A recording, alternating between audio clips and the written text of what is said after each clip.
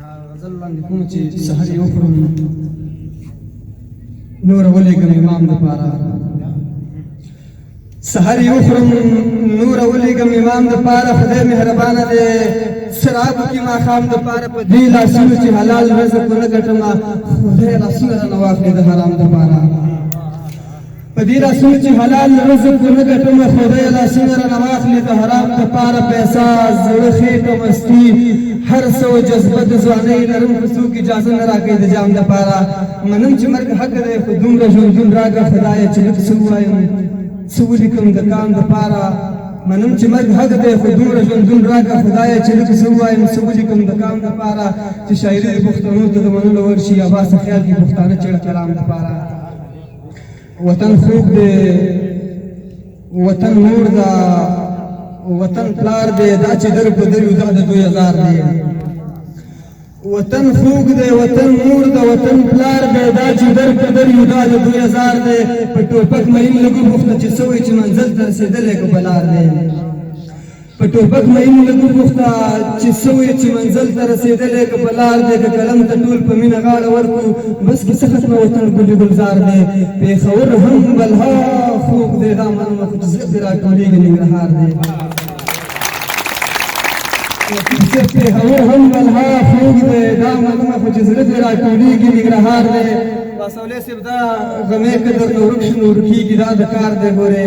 دا غمې که درنه ورک شو نو ورکېږو دا د کار دی ګورې دا موږ ته په کار دی لر او بر جدا کوي درنه عباسه ورنوتی په ستوري کې ښامار دی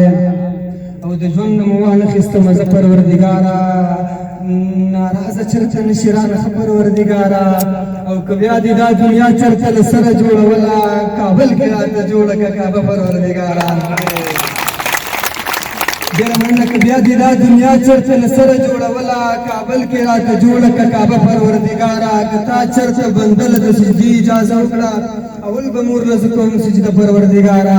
موږ دواړه مور او زوی د یو بل غم زغملی نه شو سبا خو د دواړو نه جوړه پروردګاره موږ دواړه مور او زوی د یو بل غم زغملی نه شو سا واخله خو د دواړو نه جوړه پروردګاره او که بیا دې ما عباس له ځواني داسې راکوله بیا هم درنه زه غواړم هغه پروردګاره دوه راکول ډېره دا چا ویل چې هر رنګه خیالات پکې راځي شوخۍ بخښنه غواړم دا چا ویل چې هر رنګه خیالات پکې راځي اکثر چې غزل لیکم زړه مې رات پکې راځي او چې ستا د خولې جوټو اوبه مې څښلي دي جانانه اوس خولې ته چې اوبه راځي ټول شات پکې راځي چې ستا د خولې جوټو اوبه مې څښلي دي جانانه اوس خولې ته چې اوبه راځي ټول شات پکې راځي زما د پېښور نه تر ننګرهاره پورې راوړل بنګړي دې مړي دومره خرمات پکې راځي چې ما د پېښور نه تر ننګرهاره پورې راوړل بنګړي دې مړي دومره خرمات پکې راځي غزل زخر خو فکر او هنر لیکم خو بیا هم انسان دی کله کم او کله زیات پکې راځي زموږ د کوڅې دا لښتې ښه ستا په کور راغلی ښه ما ویل چې دا څنګه میوجات پکې راځي زموږ د کوڅې دا لښتې ښه ستا په کور راغلی ښه ما ویل چې دا څنګه میوجات پکې راځي والله درله لالي او ګلابي شونډې درکړي عباس ته چې څه ورکړه که زکات پکې راځي بنګړي راله راوړي دي خپل ورور په ځان اخته شي لاس مړي نه راله مه راکوه زور په ځان اخته شي او بنګړي که مات کړي مور له به بیا څه جواب ورکړو کوڅه کې دې جوړ کړی هسې شور په ځان اخته شي بنګړي که مات کړي مور له به بیا څه جواب ورکوم کوڅه کې دې جوړ کړی هسې شور په ځان اخته شي د لارې سر دی پرېوړي د لاړه شي کور له راټوکې دروازه کې راله مور په ځان اخته شي زما خولې خوله ماته شي خیرې زما نه وشوي په تا خو دې هېڅ نه کېږي خو نور په ځان اخته شي او یه ترور د عباس په نوم دا زوی دې څومره ښه دی دې زوی له دې مه وکړه که نه ترور په ځان اخته شي ډېر ماله پرېږده